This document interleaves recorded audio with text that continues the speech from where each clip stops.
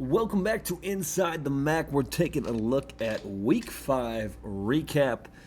Let's dive into it. We're going to quick run down through the scores, and then we'll dive into each game. UMass fell to Missouri 6-42. Ohio beat Bowling Green 35-20. Central beat Eastern 24-13. UConn beat Buffalo 20-17. Northern Illinois falls to San Diego State 3-6. Toledo beat Akron 45-3. Miami of Ohio beat Lindenwood 38-0. And Western Michigan beat Rhode Island 47-14. Okay, a lot of things to kind of get into today. The first thing I want to get into, we'll go game by game here. UMass Missouri game, kind of what I expected. I actually had that game 42-3. UMass got a field goal that I didn't expect, I guess. Let's talk about the Ohio Bowling Green game, though. I said this going into this game that this was going to be a show-me game for Ohio, and it was. All right, Parker Navarro looked good. Van Gooter looked good. Chase Hendricks didn't. Let me quick check at the stats here. I was like, Chase Hendricks only had one catch. It was a touchdown, but that was the leading receiver going into in college football, not just the MAC. He was in college football the leading receiving yards leader. He doesn't have that title anymore. But a couple of things I took away from that. One, Ohio was legit. The MAC needs to be unnoticed because that's the team to beat. With that being said, Bowling Green is also a very, very good team. There's a reason they're number 2 on the power rankings. I think Bowling Green is going to cause a lot of teams issues. I think Drew Pine is a dude. I think he is. I think Finn Hogan's a guy. I think they got a lot of dudes in that roster that, like, Chris McMillan's awesome. Lucian Anderson, you're talking about him not getting a ton of carries because he's the backup quarterback, but he adds something to that team that you got to account for. And it's Finn Hogan's out there, Kadarius Roberts is out there, RJ Garcia. They throw the ball around a lot. Cam Petaway's a baller. That Bowling Green team is going to be a problem. I thought, beginning of the game, I didn't know how it was going to go, and then halftime, here's where adjustments and stuff start to pay off. You see a lot of times in games when it's like, halftime, the score between a team that's supposed to win and a team that's not supposed to win. The team that's not supposed to win is close or winning, and then all of a sudden the second half comes around and they dominate. And here's a quick Nugget high. He wants to say what's up. Nugget was watching the Ohio Bowling Green game with me, and he had similar thoughts. And I think Bowling Green's a legitimate team. I think this is not a knock to Eddie George. I think Eddie George is a very, very good coach. What I do think, though, is that there's levels to this, and he's learning. He's learning to play in the MAC and at the higher levels, and it's going to start paying off. And this was a really good way to dip your toe in the water, I think, because I don't think Bowling Green looked bad. Then we go to the Central Eastern rivalry, as I expected.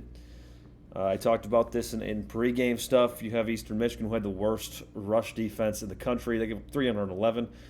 Angel Flores and Nowry Biggins went for over 100. 311, 6.5 yards a carry. Joe Lavis, I can't even remember which one it is, but he looked good. He had 2 incompletions. Didn't obviously throw for a ton of yards, but they weren't trying to do that. So you got to give credit where credit's due. I put this on the website in the article recapping the games. I think Central might actually be a problem in the MAC because it's tough to stop a run offense like they have. I think Noah Kim, I was high on the Eastern Michigan offense. He's looking human.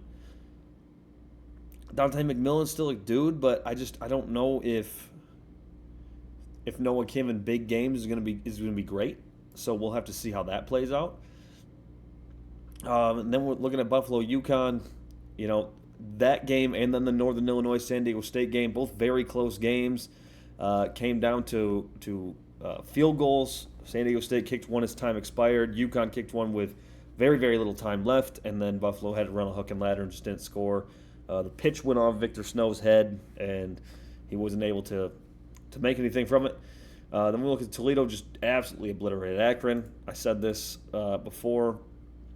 It's tough to play a team that gets upset. That's a good football team, and you hate to face them after a defeat like that because they went off. Tucker Gleason went back to form, 3 touchdowns in the air, 237, 16 and 19. Chip Traham, I mean he's a stud. Junior Vander Ross had a phenomenal game, 9 catches, 122 yards, two scores. My Ohio Lindenwood game, I got that score exactly correct. 38-0, and then Western, Rhode Island's not a bad FCS team by any stretch of the imagination, and 47-14 there.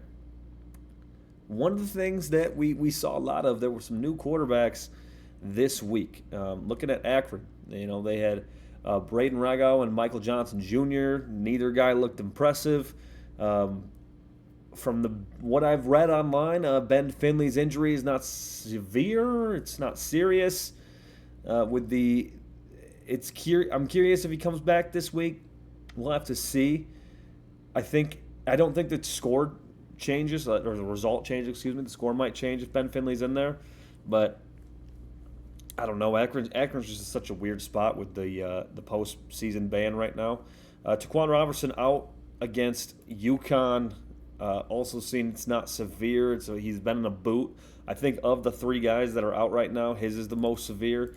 Does he come back next week? I don't know. Gunnar Gray looked good, I thought. He's not as accurate. He's not the athlete that Taquan Robertson is. But, 17 and 29, 125, and a touchdown.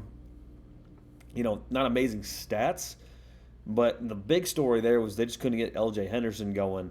24 carries, 63 yards. They tried, but they could not get him going, and that was kind of their crutch a little bit. DeQuan Finn, from what I've seen, I think he's going to be okay. I think they were like, we're playing Lindenwood, we don't want to risk him, especially trying to make a run at the MAC championship. Henry Hessen though, 13 and 21, 208, 2 scores, ran it for 3 carries, 13 yards. I thought he looked fine. He looked serviceable for sure. I think he was the most impressive of the backups. Gunnar Gray was playing some stiff competition, and I thought he did his own. They just couldn't get a run game. Sperling had some big explosive plays, but they couldn't get much of a run game going with the guy they wanted to.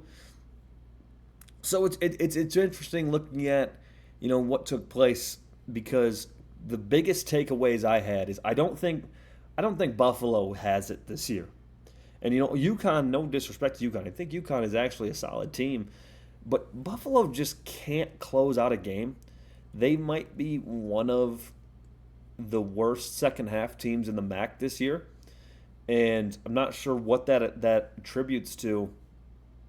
But there's going to be close games in this MAC schedule for them that they might be in trouble coming in if they don't start figuring out how to play in the clutch.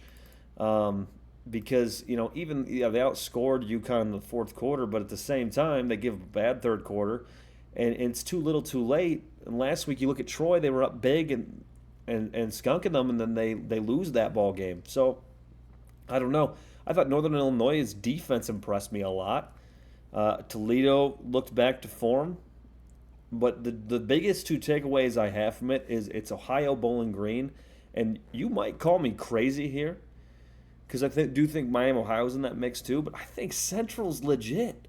I genuinely think Central's legit, and that's a team I wasn't high on going into this season, but, I think they're going to do some things, and I think the way they have their offense going, they're going to be in rough shape if they get into a situation where they got a 2-minute offense throw the ball, I think. That's just not where they're going to be successful. But they just wear you down defensively, and they're going to be a fun team to watch. We'll take a look at Week 6 later this week, but that's the Week 5 recap. Nuggets approved. You can go check out. We have official website up now. Just look up Inside the MAC blog, and you'll find it. Lots of articles there, lots of more information there. We're going to keep the podcast going. Nugget signing us off tonight.